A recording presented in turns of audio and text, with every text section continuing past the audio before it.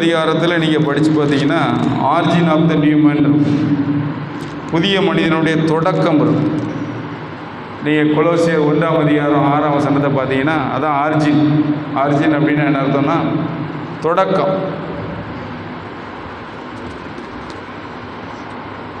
யார் போர்டில் எல்லாம் எழுதுவாங்க?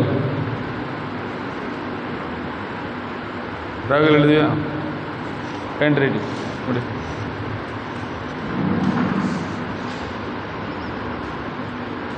சாக்கு என்ன இருக்கு?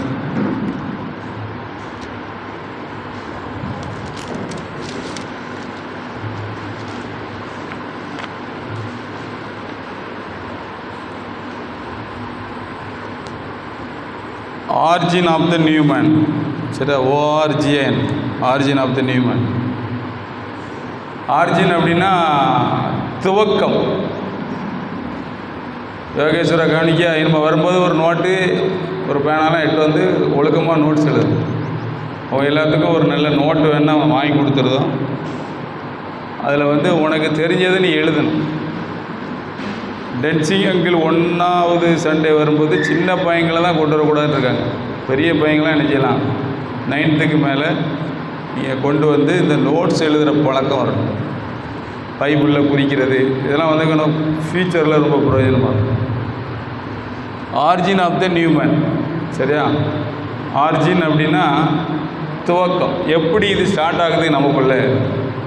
1ஆம் அதிகாரம் 6ஆம் வசனத்தை படித்து பார்த்தீங்கன்னா கொலோசியர் 1:6. ம் ம் ம் ம்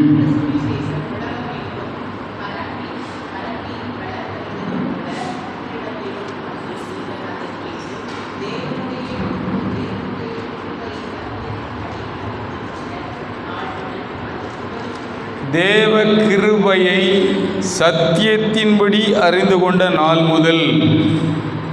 எத்தனையோ செய்தி நீங்கள் கேட்பீங்க, ஆனால் சித்தரிக்கு போய் அங்கேயும் அதே செய்தி. ஆனால் அங்கே உட்கார்ந்து அந்த சத்தியத்தை கேட்ட நாள் முதல் அது உங்களுக்குள்ளே பலன் தருகிறதா இருக்கிறது.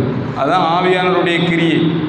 இந்த ஒரிஜினல் நியூ மேன் எப்படி ஸ்டார்ட் ஆகுறான்னா, யோகேஸ்வரன் சொல்கிறான், நான் படுத்து கிடந்தேன், அந்த வார்த்தை என்னை தொட்டிட்டு, அந்த வார்த்தை அதான் கன்சீவ் ஆகிறது. அது அப்படியே நமக்குள்ளே வந்து அது கேட்ட நாள் முதலாய். அழகாக இருக்குது இந்த வசனம், 6ஆம் வசனம். அந்த சுவிசேஷத்தை கேட்ட நாள் முதல் அது என்ன செய்யுதுன்னா நமக்குள்ளே பலன் தருகிறது. இப்படி தான் புதிய மனுஷன் நமக்குள்ளே ஸ்டார்ட் ஆகிறது. அடுத்தாப்பில் நீங்கள் பார்த்தீங்கன்னா கொலோசியர் 1ஆம் அதிகாரம் 20வது வசனம். இது எப்படி நமக்குள்ளே ஸ்டார்ட் ஆகிறதுக்கு கிறிஸ்து என்ன செய்தார் என்ன அங்கே போட்டிருக்கு. 20-21 படிக்கலாம் யாராவது. 1ஆம் அதிகாரம் கொலோசியர் 1:20-21. அவர் சிலுவையில் சிந்தின இரத்தத்தினாலே சமாதானத்தை உண்டாக்கி. அப்படின்னா என்ன அர்த்தம் அப்படின்னா, நம்ம தான் ஆண்டவரை வந்து பார்க்க முடியாமல் கில்ட்டி கான்சியஸாக இருந்தோம்.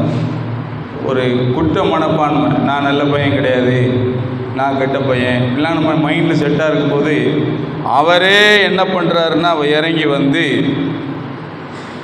பூலோகத்தில் உள்ளவைகள் பரலோகத்தில் உள்ளவைகள் யாவையும் அவர் மூலமாய் தமக்கு ஒப்புரவாக்கி கொள்ள அவருக்கு பிரியமாயிட்டு.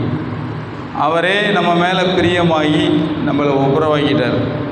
முன்னே அந்நியராயும் துர்க்கிரியிலே மனதிலே சத்துருக்களாயும் இருந்த உங்களை பரிசுத்தராகவும் குற்றமற்றவர்களாகவும் கண்டிக்கப்படாதவர்களாகவும் தமக்கு முன் நிறுத்தும்படியாக அவருடைய மாம்ச சரீரத்தில் அடைந்த மரணத்தினாலே இப்பொழுது ஒப்புரவாக்கினார்.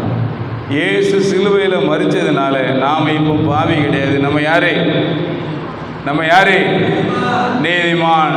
அதான் அழகாக போட்டிருக்கு. அவருடைய மாம்ச சரீரத்தில் அடைந்த மரணத்தினாலே இப்பொழுது ஒப்புரவாக்கினார். இதுதான் காஸ்பல், இதுதான் சுவிசேஷம். அடுத்த வசனத்தில் சொல்கிறாரு, நீங்கள் கேட்ட சுவிசேஷத்தினால் உண்டாகும் நம்பிக்கையை விட்டு அசையாமல் ஸ்திரமாயும் உறுதியாயும் விசுவாசத்திலே நிலைத்திருப்பதினால் அப்படி ஆகும். ஸோ இதுதான் காஸ்பல். அவர் என்னை தேடி வந்தார், என்னை அவருடைய பிள்ளையாக மாற்றினார். இப்படி தான் அந்த புதிய மனிதன் நமக்குள்ளே ஸ்டார்ட் ஆகிறான். திரும்ப நீங்கள் பார்த்தீங்கன்னா 2ஆம் அதிகாரம் 7-8 அது எப்படி டெவலப் ஆகுதுன்னு போட்டிருக்கு.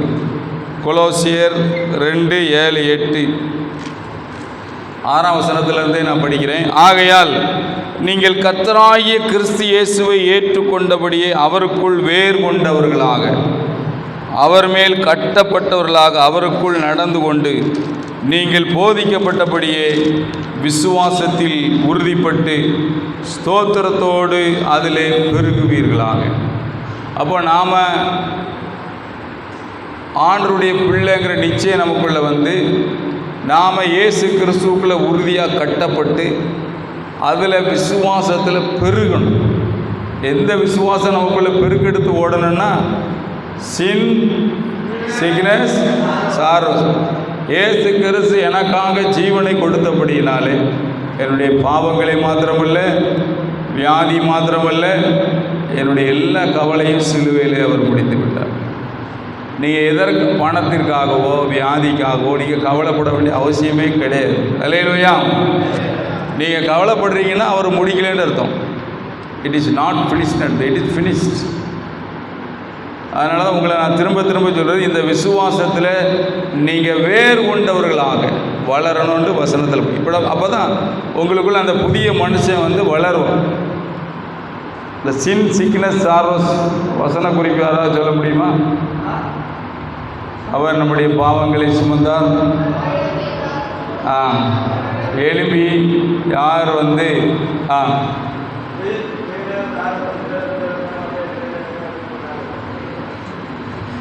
அவர் நம்முடைய பாவங்களை சுமந்தார். வசனம் என்ன? அவனுக்கு இப்போ என்ன பிரச்சனைனா தமிழ் வர மாட்டேங்குது, இங்கிலீஷ் தான் வருது. சின். சரி, நம்முடைய நோய்களை சுமந்தார். அவனுக்கு இங்கிலீஷ் தான் வருது. மத்தேயு 17. அடுத்தது நம்முடைய துக்கங்களை சுமந்தார். உனக்கு ஒரு ப்ரைஸ் கொடுக்கணுமே. அடுத்த வாரம் காணிக்கை பொடியில் போட்டுருணும்.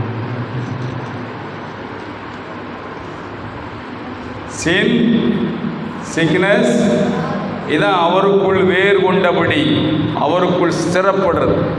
உன் மைண்டில் பிரச்சனை வந்துக்கிட்டே இருக்கும். நான் ஏஆர்டி மாத்திரை சாப்பிட்றேன், நான் பலவீனமாக இருக்கேன். நீ சொல்லணும், இல்லை இயேசுயாம் பாவத்தை மாத்திரம் இல்லை, எதையும் சுமந்துருக்காரு, வியாதியும் சுமந்துட்டார்.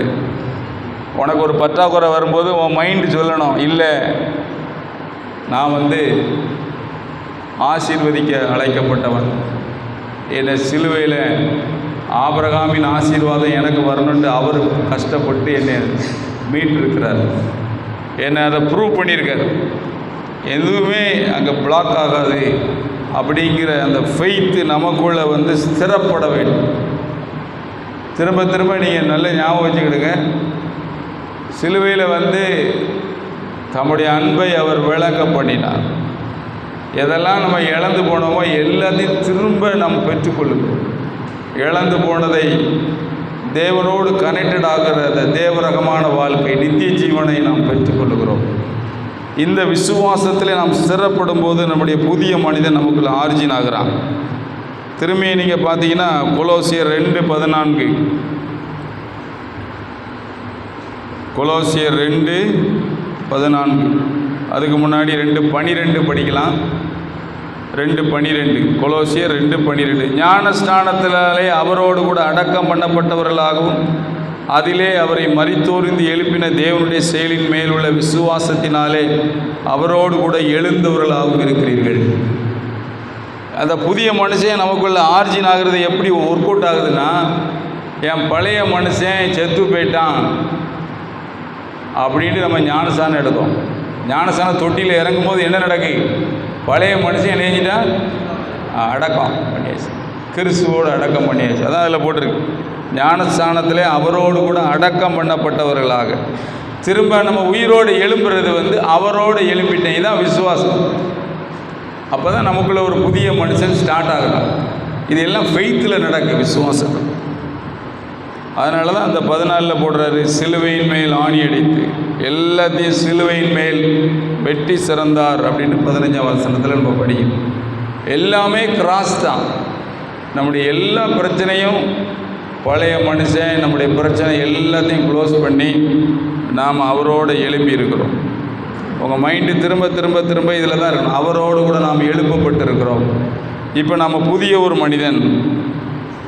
அதனால தான் 3ஆம் அதிகாரம் 2ஆம் வசனத்தை நீங்கள் பார்த்தீங்கன்னா 1-2, கொலோசியர் 3:1-2, நீங்கள் கிறிஸ்துவோடு எழுந்தது உண்டானால், ஞானஸ்நானத்தில் விசுவாசத்தில் கிறிஸ்துவோடு எழுந்தது உண்டானால், கிறிஸ்து தேவனுடைய வலது பார்சத்தில் வீற்றிருக்கும் இடத்தில் உள்ள மேலானவைகளை தேடுங்கள், பூமிக்குள்ளைகள் அல்ல மேலானவைகளை நாடுங்கள். ஏனென்றால் நீங்கள் மரித்தீர்கள், your life is hidden with Christ in God. ரொம்ப முக்கியமான வசனம்.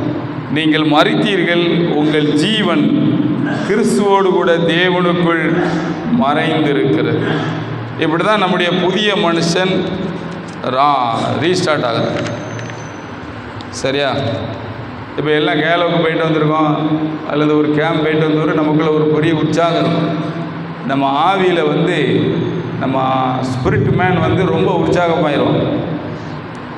மனசு இப்போ மாற ஆரம்பிக்கும், மனம் மறுரூபப்படையும். இந்த ஆவி ஆத்மாவை நடத்தி பாடி அதுக்கு கண்ட்ரோல் ஆக ஆரம்பிக்கும். முந்தி ஜோம் பண்ண விருப்பம் இருக்காது, இப்போ ஜோம் பண்ணணும், ஊழியம் செய்யணும், இப்படிலாம் ஒரு ஆசை வரும். அதற்கு இந்த சரீரம் கீழ்ப்படிய ஆரம்பிக்கும்.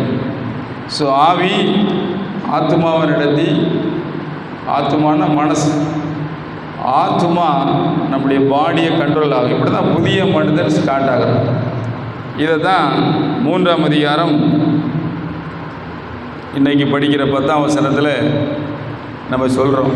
தன்னை சிருஷ்டித்தவருடைய சாயலுக்கு ஒப்பாய் பூரண அறிவடையும்படி புதிதாக்கப்பட்ட புதிய மனிதனை தரித்து கொண்டிருக்கிறீர்களே. ஸோ இப்படி தான் அவன் ஸ்டார்ட் ஆகிறான். நீங்கள் 1லேருந்து பார்த்தீங்கன்னா ரொம்ப அழகாக இருக்கும்.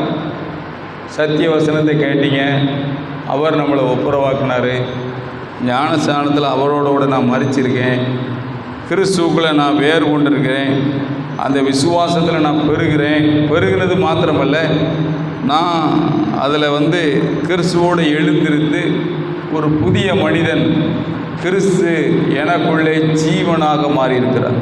ஜீவன் அப்படின்னா தேவரகமான வாழ்க்கை, காட் கைண்ட் லைஃப். தேவரகமான வாழ்க்கை, காட் கைண்ட் லைஃப் அப்படின்னா என்ன அர்த்தம்? அப்படின்னா நமக்கு இந்த பூமியில் உள்ள எல்லாமே கண்ட்ரோல் ஆகும், நம்ம வேற அப்படிங்கிற மைண்ட் செட்டுக்கு நீங்கள் வரணும். எப்படி இயேசு இருந்தாரோ அப்படி நம்ம வாழக்கூடிய ஒரு வாழ்க்கை தான் ஜீவனை பெற்ற ஒரு வாழ்க்கை. அதாவது நமக்கு 2 மண்டலமும் ஓப்பன் ஆகும். ஒன்று பூமி, அடுத்தது பரலோகம். இயேசு அப்படி ஒர்க்கு பண்ணார். 5 அப்பம் 2 மீன், அங்கே ஒரு பற்றாக்குறை இருந்து அப்படியே ஒரு ப்ரைஸிங் பண்ணார். ஹெவன் ஓப்பன் ஆகி அது மல்டிபிள் ஆகிட்டு. ஒரு சூப்பனை கையுடைய மனுஷன் இருந்தான், அவர் பேசினார், கை மறுகுள் கை மாதிரி ஆகிட்டு. அவங்களால மீன் பிடிக்க முடியல, இவர் போய் வலப்பக்கம் போடுங்கன்னாரு, மீன் விழுந்துச்சு. காற்றையும் கடலையும் அவர் அதட்டினார், அது அப்படியே அமைதலாயிடும். இது தேவரகமான ஒரு வாழ்க்கை. பூமியிலே பரலோக வாழ்க்கையை மிங்கிள் பண்ணி வாழ்கிறது. இப்படி தான் நம்ம படைக்கப்பட்டோம். இடையில மிஸ் ஆகிட்டு அந்த ஜீவனை உண்டாக்குறதுக்கு தான் கிறிஸ்து வந்தார். சிலுவையில் அவர் ஆக்டிவேஷன் பண்ணார். சிலுவையில் எப்படி ஆக்டிவேஷன் பண்ணார்னா, நான் இவ்வளோ தூரம் உங்களை நேசிக்கிறேங்கிறத ப்ரூவ் பண்ணேன். அந்த லவ்வில் தான் ஜீவன் ஆப்ரேட் ஆகுது. நம்ம எவ்வளோ தூரம் தேவனுடைய அன்பை உணர்கிறோமோ அந்த அளவுக்கு தான் நமக்கு இந்த ஜீவன் ஆப்ரேட் ஆகும். ஸோ அதனால் புதிய மனிதன் இப்படி தான் ஆர்ஜின் ஆகுறான். அதான் நம்ம பார்த்த ஃபஸ்ட்டு பாயிண்ட். 2வது தலைப்பு என்ன அப்படின்னா, செகண்ட் தலைப்பு sign of the new man. சரியா? புதிய மனிதனின் அடையாளங்கள். திரும்ப கொலோசியரில் 3ஆம் அதிகாரத்துக்கு மேலே நம்ம அதை படிக்கிறோம். புதிய மனிதனின் அடையாளம். இப்போ நீ ரட்சிக்கப்பட்டிருக்க, கேலவுக்கு போயிட்டு வந்துட்ட, இனிமேவும் அடையாளம் என்னதான் இருக்கும்? தெளிவான ஒரு செய்தி உனக்கு ஆண்டவர் கொடுத்து கொண்டிருக்கிறார். 3ஆம் அதிகாரம்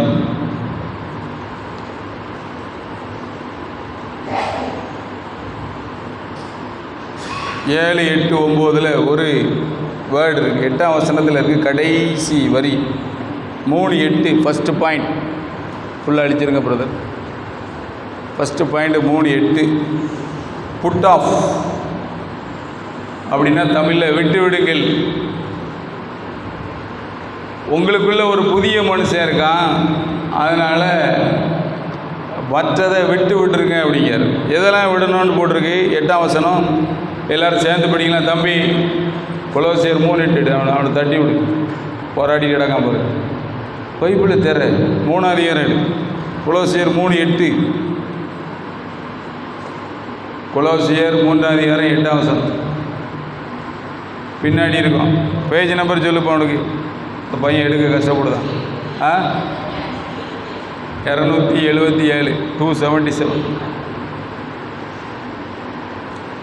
நீங்கள் முதல்ல செய்ய வேண்டியது அங்கே என்ன போட்டிருக்கு அப்படின்னா, இப்பொழுதோ கேல போயிட்டு வந்த உங்கள்கிட்ட யோகேஸ்வரா, இப்பொழுதோ அந்த வசனத்தை நீ படிக்கா. 8ஆம் வசனத்தை படி பார்ப்போம். கொலோசியர் 3:8.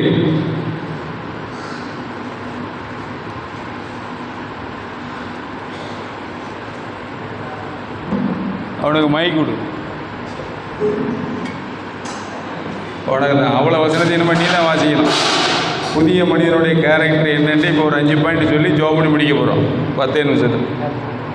யோகேஷ் கேப்டன்.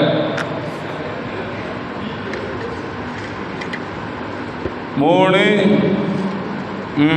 8. எப்பொழுதோ கோபமும் மூர்க்கமும் பொறாமையும் உங்கள் வாயில் பிறக்கலாகாத தூசணமும் வம்பு வார்த்தைகளுமாகிய இவைகளையெல்லாம் விட்டு விடுங்கள். அதான் சொல்லியிருக்கோம், புட் ஆஃப், விட்டு விடுங்கள். அல்லேலூயா. எதை விடணும்? கோபத்தை விடணும். நீ தான் விடணும். யாசனாதர் வந்து வாயை பிடிச்சலாம் செய்ய மாட்டார். டென்ஷன் ஆகத்தான் செய்யும். எனக்கே அப்படி ஆபம் சில நேரம். ஆனால் அந்த வசனம் ஞாபகத்துக்கு வரும், விட்டு விடுங்கள். 2 கோபம் இருக்குது. ஹோலி ஆங்கர் ஒன்று இருக்குது. ஹோலி ஆங்கர்னு என்னென்னா, அதான் ஒரிஜினல் சாந்தம். நீ தப்பு பண்ணும்போது உன்னை கண்டிக்கிறது. நிறைய நேரம் நம்ம என்ன தப்பு பண்ணுறோன்னா, உன்னை நேசிக்குங்கிறதுக்காக கண்டிக்காமலே விட்டுட்டோன்னா நீ குழுவனாயிருவா, சோத்தா முட்டி ஆயிடுவா. உன்னை என்ன செய்யணும் அப்படின்னா, கரெக்ட் பண்ணணும். ஆடு குட்டி போட்டாச்சு, குட்டி போட்ட உடனே என்ன செய்யணும்? தூக்கணும். அடுத்தது பழக்கம் சொல்கிறான் ஐக்கோட்டு. அடுத்தது அங்கே விடணும். 3வது பால் கொடுக்கணும். 4வது நகத்தை கட் பண்ணணும். நீ ரொம்ப வலிக்குது அப்படின்ட்டு நகத்தை கட் பண்ணாமல் விட்டா ஆட்டுக்குட்டிக்கு வலிக்கும்னா அது நடக்கவே செய்யாது, முடியாது. அதனால தான் உன்னை சத்தம் போடுறது. உன்னை நேசிக்கிறதுனால தான் சத்தம் போடுறாங்க. ரொம்ப நேசிக்கிறதுனால முட்டு கீழே வெளுக்கிறது. அல்லேலூயா. அடிக்கிற கைதான் அணைக்கும். பார்த்துக்க. ஸோ அதனால் தயவுசெய்து என்னை திட்டலையே, அடிக்காங்களே அப்படின்னு நீ நினைக்கவே கூடாது. உன்னை ஒருத்தர் சத்தம் விடுறாரு அப்படின்னா நீ கொடுத்து வச்சவன். ஆமென்.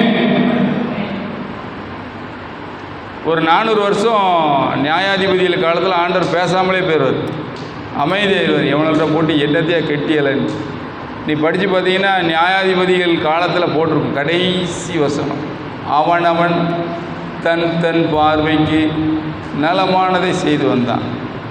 பார்த்தீங்கன்னா 4 பஞ்சாயத்து 5 பஞ்சாயத்து சர்வசாதாரணமாக வச்சுருப்பான். சத்தம் போடுறதுக்கே கால் இருக்குது. ஏன்னா ஆண்டவர் அமைதியாகிட்டார். தீர்க்கதரிசிகளே கிடையாது. தீர்க்கதரிசிகள் வந்து அடித்து கொள்ளுறது அவனில் போட்டு. ஆண்டவரே விட்டுட்டார். இவனுக்கு எதுக்குப்பா இது?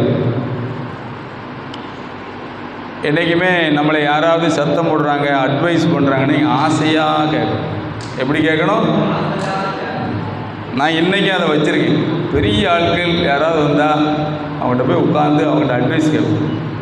அவங்கள்ட்ட உட்காந்து சில கதையெல்லாம் 100 தடவை என்கிட்ட சொல்லியிருப்பாங்க, திரும்பி ஃப்ரெஷ்ஷாக கேட்கணும். அது ஒரு ஆசீர்வாதம். முதியோர்கள் பெரியவங்க நம்ம தலையில் கொட்டுறது நமக்கு வந்து ஆசீர்வாதம். ஸோ கோபப்படுறது, தூசண வார்த்தை போடுறதெல்லாம் நீ தான் விடணும். நீ இதை விரும்பணும். அப்போ தான் அவன் புதிய மனுஷன் நியூ சாயலில் இருப்பான். ஓகேயா? 2வது 3ஆம் அதிகாரம் 13வது வசனம். பிரதர் மைக் வச்சுருக்க பிரதர் படிங்க, நீங்கள் தான். யோகேஸ்வரன் 3:13.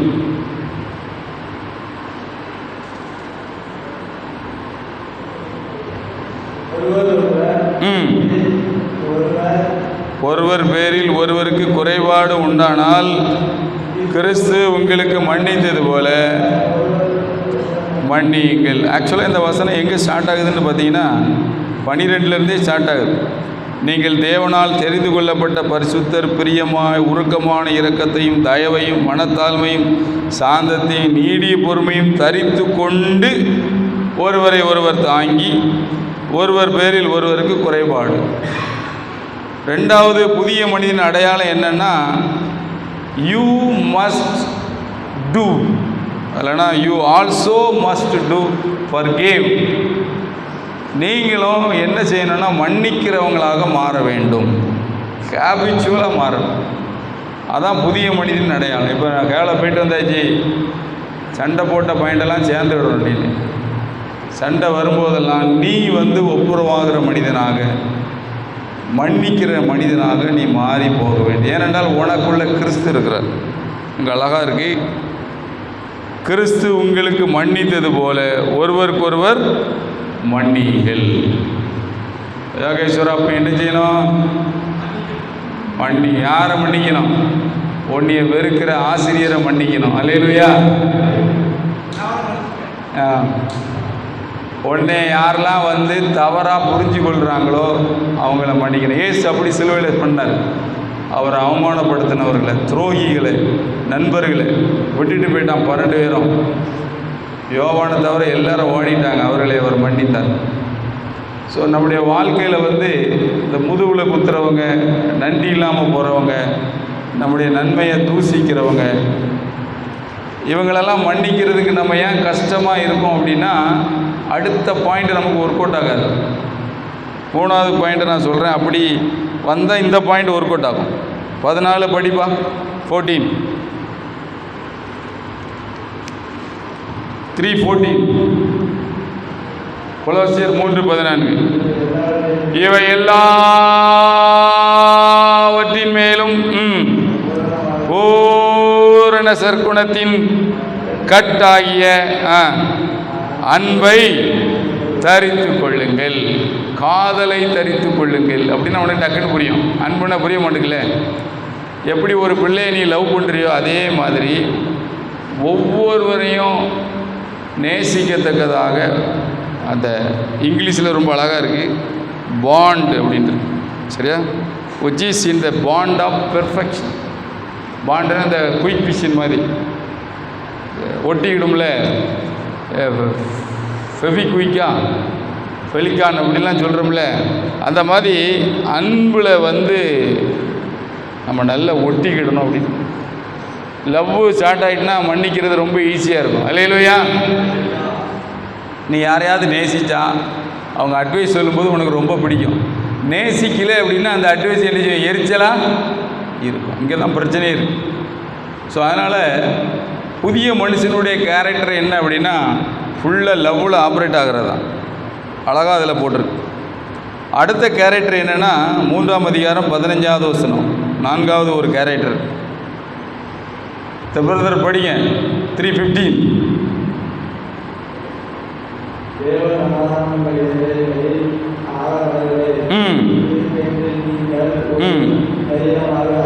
சூப்பராக போட்டிருக்கு. Peace of God rule in your heart. உங்கள் ஹார்ட்டுக்குள்ளே அந்த சமாதானம் எப்போதும் இருந்துக்கிட்டே இருக்கணும். அதை குலையவே இடம் கொடுக்கணும். நான் நிறைய நேரம் இதை ப்ராக்டிஸ் பண்ணியிருக்கேன். திடீர்னு ஏடிஎம்மில் காசு குறைஞ்ச உடனே காட்டு அடிக்கக்கூடாது, டப்னு அடிக்கக்கூடாது. அடிக்க யாராவது உங்களை திட்டும்போது, வயலேட் பண்ணும்போது, அல்லது அவமானப்படுத்தும் போது, அல்லது உங்களை கண்டுக்கிடாமல் போகும்போது, அது உங்களை ஹர்ட் பண்ணக்கூடாது. நீங்கள் அதில் கான்சியஸே இருக்கக்கூடாது. நீங்கள் டிவைன் பீஸில் ஆப்ரேட் ஆகணும். இதை தான் ரோபரில் ஒரு அழகாக எழுதுவார், ஆவின் சிந்தையோ ஜீவனும் சமாதானமும். நம்ம ஹார்ட்டில் உள்ள சமாதானத்தை எதுவுமே குலைக்கக்கூடாது. அதில் ட்ரினிட்டி லவ் மட்டும்தான் இருக்கணும். அந்த பிதா குமாரனை நேசிக்கிறார், குமாரன் ஆவியானவரை நேசிக்கிறார்.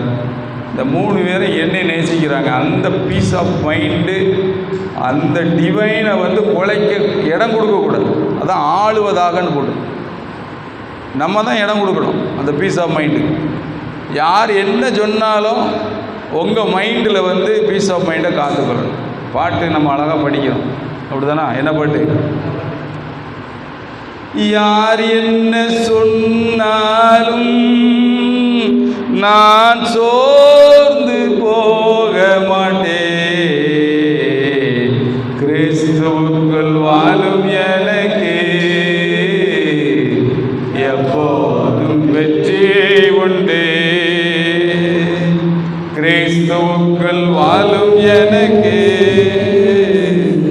எப்போதும் வெற்றி உண்டு.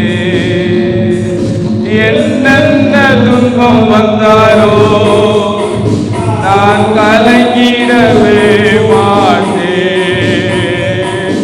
என்னென்ன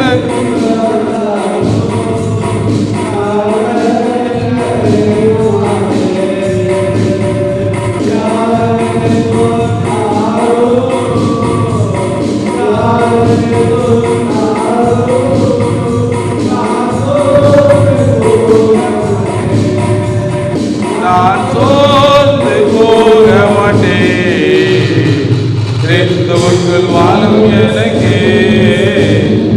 எப்போதும் வெற்றி உண்டு. கிறிஸ்துவுக்குள்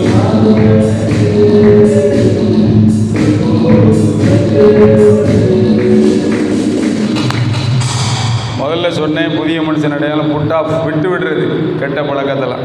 2வது மன்னிக்கிறது. 3வது அன்பு காட்டுறது. 4வது ஒரு பாயிண்ட், மிக முக்கியமான பாயிண்ட், 3:15 கடைசி வரி. தம்பி படிங்க, 3:15 கடைசி வார்த்தை.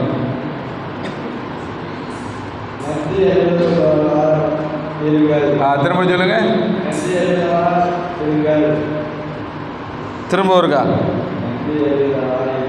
Be thankful. சொல்லுங்க பாப்போம். Be thankful. Be thankful. நம்ம எப்படி இருக்கணும்? புதிய மனுஷன் நன்றி உள்ளவங்களாக. ஆடு மாடு, ஆட்டுக்கு கடலை கொலை இல்லைன்னா புல் போட்டால் அவன் கையை என்னைக்காவது கடிச்சிருக்கா? ஐக்கோட்டு கடிச்சதே கிடையாது. ஒரு ஆடு மாடு குதிரை மிருகங்கள் எதுவுமே தனக்கு தீனி போடுற ஆளை கடிக்காது. ஆனால் மனுஷன் மட்டும் நமக்கு சோறு போடுற அம்மாவை கடித்து துப்பிடுதான். உங்களுக்கு என்னமா தெரியும்? எனக்கு எல்லாம் தெரியும். அல்லது வார்டன் சமையல்கார் கடித்து துப்பிடு. நன்றி எதில் உள்ளவர்களாக இருக்கு. ஒரு மிருகம் தனக்கு சாப்பாடு போடுறவங்களை ஒரு நாளும் பழி சொல்ல. அதனால தான் நீங்கள் அங்களுக்கு விரோதமாக ஒரு நாளும் பேசவே கூடாதில்லை, பேசவே முடியாது. உனக்கு ஒரு ப்ராஜெக்ட் இன்சார்ஜ் இருக்கார் அப்படின்னா ஒரு நாளும் பேசவே கூடாதில்லை, பேசவே முடியாது. ஒரு வார்டன் இருக்காருன்னா பேசக்கூடாதுன்னு இல்லை, பேசவே முடியாது. ஏனென்றால் நீ நன்றி உள்ளவனாக இருக்கும்போது நீ அதை நினைக்கணும். உனக்காக அவங்க எல்லாம் கஷ்டப்படுறாங்க, வாழ்க்கை அனைவரும் தியாகம் பண்ணுறாங்க, பயணங்கள் பண்ணுறாங்க, பணத்தை கொடுக்குறாங்க. அதெல்லாம் நீங்கள் நினச்சி பாருங்க. அடுத்த மாதம் ஒரு 12 பேர் வராங்க அமெரிக்காவில். அவங்கெல்லாம் ஊர் ஊராக ஓடி காணிக்க உண்டியல் போட்டு காசை கலெக்ட் பண்ணி தான் அந்த பணம் நமக்கு கிராண்டாக வருது. 5 லட்சம் 6 லட்சம் அப்படி. டீயை தியாகம் பண்ணி ஒவ்வொன்றையும் தியாகம் பண்ணி தான் நமக்கு அந்த பணத்தை அனுப்புகிறாங்க. அப்படி அதுக்கு நன்றி உள்ளவனாக இருக்கணும். அதான் புதிய மனுஷன் அடையாளம். முதல்ல அவங்களுக்கு விரோதமாக பேசவே கூடாது. என்ன சொல்கிறாங்களோ அது அப்படியே கீழ்ப்படி. ஸோ விசுவாசம் உனக்குள்ள அதிகமாகும்போது வெளிப்படுற ஃபஸ்ட்டு சைன் என்னென்னா, பெரியவங்களுக்கு கீழ்ப்படிது. உனக்கு மேலே உள்ள அண்ணமாருக்கு கீழ்ப்படுது, வார்டனுக்கு கீழ்ப்படிது, பொறுப்பாளர்களுக்கு கீழ்ப்படிது, கேள்வி கேட்காமல் கீழ்ப்படிது. அதெல்லாம் ஒரு பெரிய ஆசீர்வாதம். இந்த கொசரை பண்ணுறது, வில்லங்கம் பேசுகிறது, எடக்கு பண்ணுறது, இந்த மாதிரி ஆட்களை கர்த்தர் பொதுவாக பயன்படுத்துறது இல்லை. சொல்ல நல்லா இருக்கும், பேச நல்லா இருக்கும், ஆனால் அவனை நம்பி ஆண்டவர் பொறுப்பே கொடுக்க மாட்டார். உன் கேரக்டர் மாறணும், புதிய மனுஷன். மோசே எடுத்த உடனே கோவப்படுவான், அடித்து போடுவான், கொலை கூட பண்ணுறான். ஆனால் 40 ஆண்டுகள் ஆண்டவரோடு பயணித்த போது அவனுடைய வாழ்க்கை அப்படியே மாறிடும். தண்ணி இல்லைன்னா போஸ்ட்மேன் மாதிரி ஆண்டவர்கிட்ட ஆண்டவரே தண்ணி இல்லைம்மா. இவங்க என்ன சொல்கிறாங்களோ அதை அப்படியே போஸ்ட்போன் தான் பண்ணுவான். அவன் கிரியை செய்ய மாட்டான். ஆண்டவர் அவளை தான் பயன்படுத்தினார். ஸோ அதனால் கீழ்ப்படிதல் என்பது நன்றி உள்ள இருதயத்திலிருந்து வருகிற ஒரு தானான ஒரு செயல். நீ கீழ்ப்படிதல் உள்ளவனா சின்ன வயசுலேயே வந்தால் ஆண்டவர் உனக்கு பெரிய ஆசீர்வாதங்களை சொல்வார். இயேசுநாதரை பற்றி போட்டிருக்கு, சிலுவையின் மரண பரியந்தம் கீழ்ப்படிந்தவராகி. சிலுவையின் மரண பரியந்தம் கீழ்ப்படினா அவர்கிட்ட நல்ல தாழ்மை இருந்துச்சு. ஸோ தாழ்மை, மன்னிக்கிறது, கீழ்ப்படுகிறது, விசுவாசம், இதெல்லாம் பிரிக்க முடியாது. நன்றி உள்ளவங்களாக நம்ம இருக்கிறது. ஸோ ஒவ்வொன்றும் ரொம்ப ரொம்ப முக்கியமானது. நீ தேவனுக்கு நன்றி உள்ளவனாக இருக்கும்போது மனிதர்களுக்கு நன்றி உள்ளவராக இருக்கிறது ரொம்ப ஈஸி. அநேக நேரம் நம்ம தேவனை மறந்துடுறோம். ஒரு சித்தரிக்கு போகிறீங்க அப்படின்னா உன்னை எப்படி நேசிச்சார் பாரு. அந்த சொற்று பணம் வந்தது, சொற்று கரெக்ட் டைமுக்கு வந்தது, அதுக்குரிய பணம், அந்த கடைக்காரர் ஹெல்ப் பண்ணது, ஒரு வேன் ரெடி பண்ணது, அந்த வேனில் பீஸ்ஃபுல்லாக உங்களை கூட்டு வந்தது. எந்த ஒரு 2000 வண்டி கிராஸ் ஆகி நீங்கள் சித்தேரி போயிருப்பீங்க, ஒரு ஆக்சிடெண்ட் இல்லாமல் செட்டை நிழலில் நீ திரும்பி வந்தது. இதுக்கெல்லாம் நம்ம நன்றி உள்ளவங்களாக மாறணும். உனக்காக ஜெபித்தது, உனக்காக அநேகர் காணிக்கை கொடுத்தது, உனக்காக மாத்திரம் இல்லை, அங்கே இருக்கிற 1500 பேருக்காக 6 மாதம் உட்காந்து ஒர்க் பண்ணாங்க. Zoom மீட்டிங்கில் டெய்லி ஜெபிச்சாங்க. அதனால தான் நீங்கள் அதில் இறங்கையும் அந்த ப்ரெசன்ஸ் ஆஃப் காட் உங்களை டச் பண்ணும். இதுதான் ரொம்ப முக்கியமானது. இதுக்கெல்லாம் நம்ம நன்றி உள்ளவங்களாக இருக்கணும். ஆண்டவர் உங்களை நேசிக்கிறாரு, அதிலே தான் நீங்கள் ஆப்ரேட் ஆகணும். அப்படி இருக்கும்போது நாம் நன்றி உள்ளவர்களாக மாறி போகிறோம். இதுதான் புதிய மனிதனுடைய அடையாளங்கள். அடுத்தாப்புல 3ஆம் அதிகாரம் 16ஆம் வசனத்தை நீங்கள் பார்த்தீங்கன்னா, கிறிஸ்துவின் வசனம் உங்களுக்குள்ளே சகல ஞானத்தோடும் பரிபூரணமாக வாசமாக இருப்பதாக. புதிய மனுஷன்ட்ட எப்போ பார்த்தாலும் வேர்ட் ஆஃப் காட் தான் அப்படியே டெவலிங் ஆகணும். டெவலிங்னா அப்படி சரசன்னு உன் மைண்டில் ஃபுல்லாக வேர்ட் ஆஃப் காட் தான் இருக்கணும். கிறிஸ்துவின் வசனம் நிறைவாக இருக்கணும். கடைசியாக 3ஆம் அதிகாரம் 17ஆம் வசனத்தில் பார்க்குறோம், வார்த்தையினாலாவது கிரியையினாலாவது நீங்கள் எதை செய்தாலும் அதையெல்லாம் கர்த்தராகிய இயேசுவின் நாமத்தினாலே செய்து அவர் முன்னிலையில் பிதாவாகிய தேவனை ஸ்தோத்திரியுங்கள். ஸோ தேவனுக்கு நன்றியுள்ளவர்களாக இருங்கள் அப்படின்ட்டு அழகாக அதை முடிக்கிறார். கண்டினியூஸாக நீங்கள் பார்த்தீங்கன்னா 18லேருந்து ஃபேமிலியில் எப்படிலாம் இருக்கணும், மனைவி எப்படி இருக்கணும், புருஷன் எப்படி இருக்கணும், பிள்ளைகள் எப்படி இருக்கணும், பெரியவங்க எப்படி இருக்கணும், வேலைக்காரங்க எப்படி இருக்கணும்னு அழகாக முடித்து அந்த அதிகாரம் முடியும் போது 4ஆம் அதிகாரம் பார்த்தீங்கன்னா 17ஆம் வசனத்தில் நிறையவருடைய பேர் அதில் இருக்கும். நீங்கள் பார்த்தீங்கன்னா 7ஆம் வசனம் 8ஆம் வசனத்தில் பார்த்தீங்கன்னா ஓனேசிமி பேர் வரும். 10ஆம் வசனத்தில் அரிஸ்தர், 11ல் யூஸ்து, 12ல் எப்பாப்ராத்து, 14ல் லூக்கா, தேமா, 15ல் நிம்பா, சரியா, 16ல் நிருபத்தை வாசிக்க சொல்ல, 17ல் அர்க்கிப்பை கண்டு நீ கர்த்தரிடத்தில் பெற்ற ஊழியத்தை நிறைவேறும்படி கவனமாக இருப்பாயாக. இப்படி வந்து அந்த புதிய மனிதனுடைய கேரக்டர் என்னன்னு அழகாக முடியுது. ஃபேமிலி லைஃப்பில் சாட்சி, அப்படியே ஃபெல்லோஷிப், இண்டிவிஜுவல் நேம் தான் போட்டிருக்கு. உங்களுக்கு வந்து இதெல்லாம் ரொம்ப முக்கியமானது. வாழ்க்கையில் நண்பர்கள் கடைசி வரை நம்ம சிநேகிக்க பழகும். ஒரு எழுதுறாரு, ஒரு 15 பேர் இருக்கும், பேரை சொல்லி சொல்லி எழுதுறாரு. புதிய மனிதன். எனக்கெல்லாம் நண்பர்கள் இருக்காங்க. நான் விவரம் தெரிஞ்சதுலேருந்து எனக்கு நண்பர்கள் தான்.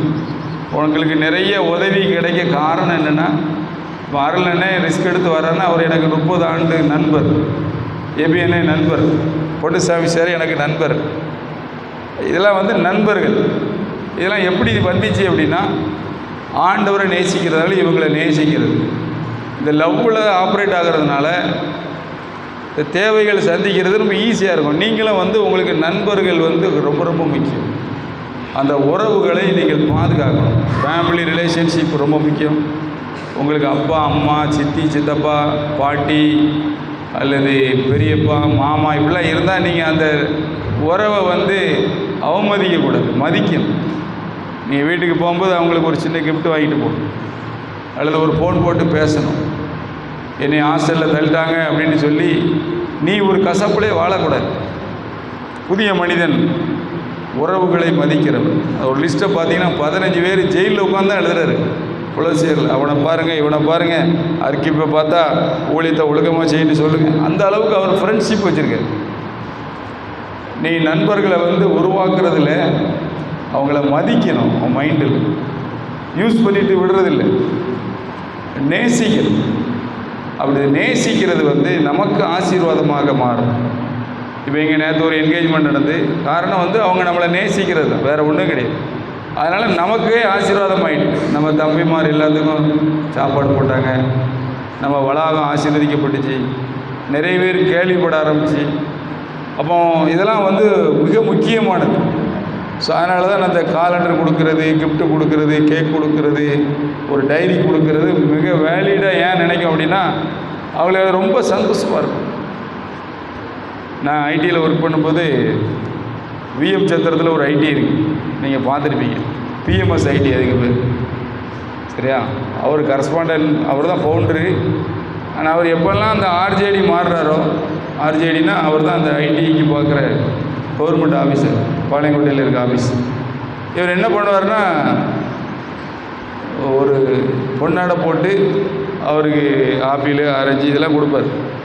நான் ஆரம்பத்தில் நினைப்பேன், இதெல்லாம் எதுக்கு இப்படி கிடந்து பண்ணிட்டு எடுக்கிறேன்னா, அதில் ஒரு வேல்யூ இருக்குது. இவர் தன்னையே அறிமுகப்படுத்திக்கிடுவார். அதனுடைய ரிசல்ட் என்னென்னா, இவருக்கு மட்டும் அட்மிஷன் எப்போலாம் அப்ரூவல் பண்ணுறோமோ நேராக இவர் போனால் விஎம் சத்திரம் ஐடினா உடனே உள்ளே போய் உடனே சைன் பண்ணிடுவார். அவர் ஒன்றுமே பார்க்க மாட்டார். ஏன்னா ஒரு பழக்கம் இருக்குது, ஒரு அறிமுகம் இருக்குது. நான் அதெல்லாம் கண்டுபிடிச்சேன். அதனால் நான் என்ன செய்கிறதுன்னா, மோதலூர் அல்வா வாங்கிட்டு போய் கொடுக்குறது. நான் அவருக்கு மட்டும் கொடுக்க மாட்டேன், கீழே உள்ள ஆஃபீஸர்ஸு, கிளர்க்கு. நான் போன உடனே ரஞ்சி யாரோனா, சார் உங்களுக்கு என்ன வேணும் வாங்கி வச்சுட்டு, நாளைக்கு நான் முடிச்சு வச்சுருந்தேன், நீங்கள் அலையாதுங்க, இவர் வருவார், இவர்கிட்ட கொடுத்து விட்ருதேன் அப்படின்னு சொல்லுவாங்க. இந்த மாதிரி ரிலேஷன்ஷிப்பை நம்ம பில்டு பண்ணணும். ஒரு 1/4 கிலோ அல்வா தான்.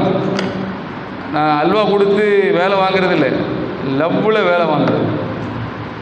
அதனால தான் நீங்கள் எங்கே போனாலும் ஒருத்தருக்கு டீ வாங்கி கொடுக்குறது ரொம்ப முக்கியம். அது காணிக்க கொடுக்குற மாதிரி தான். நீ 4 பேருக்கு டீ வாங்கி கொடுக்கணும், 2 வடை வாங்கி கொடு. அடுத்த நேரம் நீ போகும்போது உனக்கு ஒரு ராஜ மரியாதை இருக்கும். அல்லேலூயா. செலவு பண்ணணும். செலவு பண்ண உன்ட்ட எப்போதும் காசு இருக்குன்ட்டு விரும்பணும். போடும்போதே வெறும் சட்டை போய் அடிக்கக்கூடாது. இன்றைக்கி ஒரு 2-3 பேர் காப்பி வாங்கி கொடுக்கணும் அப்படின்ட்டு சொல்லியே நீ காசு எடுத்து வைக்கணும். ஆமென்.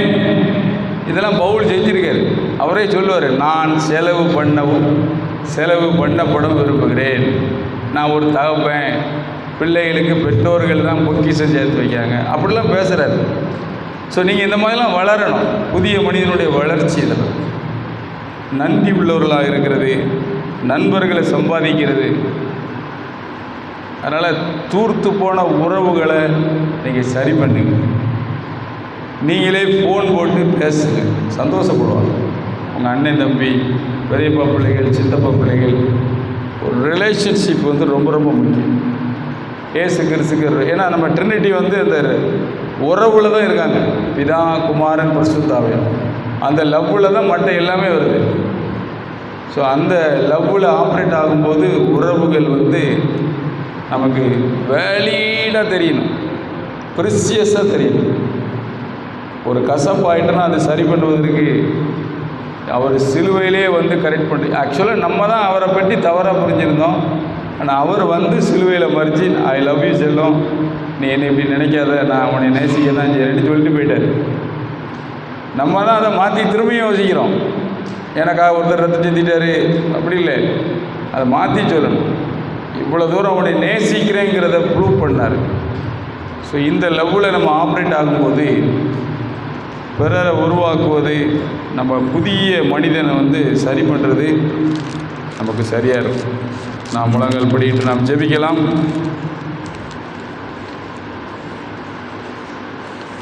உள்ளான மனிதன் நாளுக்கு நாள் புதிதாக்கப்படுகின்ற நேரம் இது.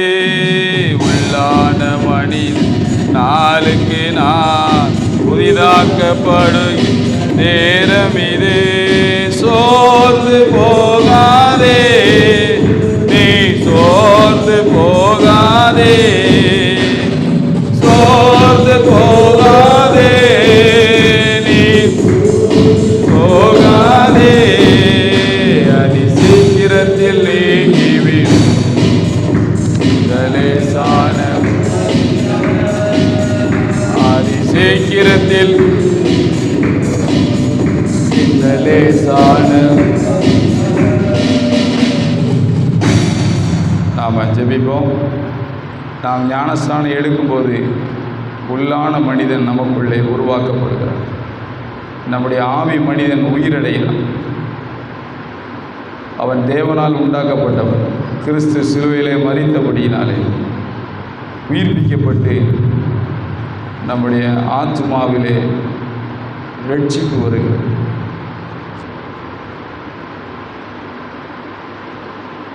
கண்டினியூஸாக நம்ம பார்த்தோம்.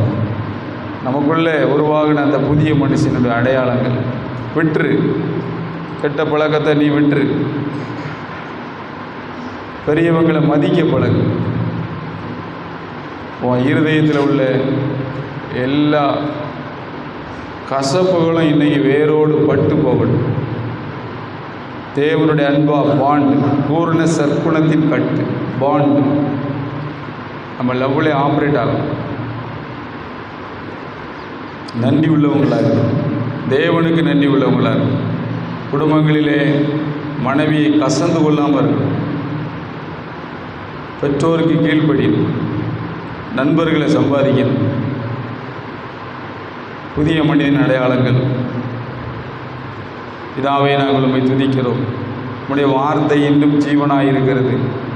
எங்களுக்குள்ளே இருக்கிற புதிய மனிதன் நாளுக்கு நாள் ஆண்டவரை வளரத்தக்கதாக கிறிஸ்துவின் வசனம் எங்களுக்குள்ளே பூரணமாய் நிரம்பி வழியை எங்களை ஒப்புக் கொடுக்கிறோம். கேலோ போயிட்டு வந்த பிள்ளைகளை நாங்கள் ஆசீர்வதிக்கிறோம். தொடர்ந்து நிலை நிற்க தேவனுடைய அன்பு அவர்களை தாங்குகிறது என்பதை அவர்கள் மனது புரிந்து கொள்ள நீர் உதவி செய்யும்.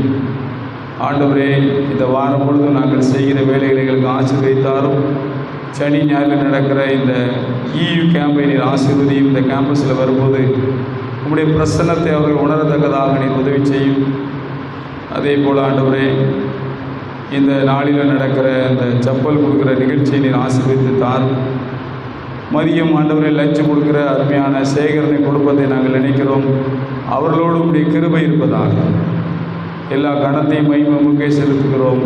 இயேசு கிறிஸ்து மூலம் வேண்டுகிறோம் நல்ல பிதாவே. தொடர்ந்து நாம் அப்பம் ரசம், அது கிறிஸ்துவின் அடையாளம். திருப்பந்தி எதற்காக என்றால், எனக்காக ஒருத்தர் என்னை நேசிக்கிறேன் என்பதை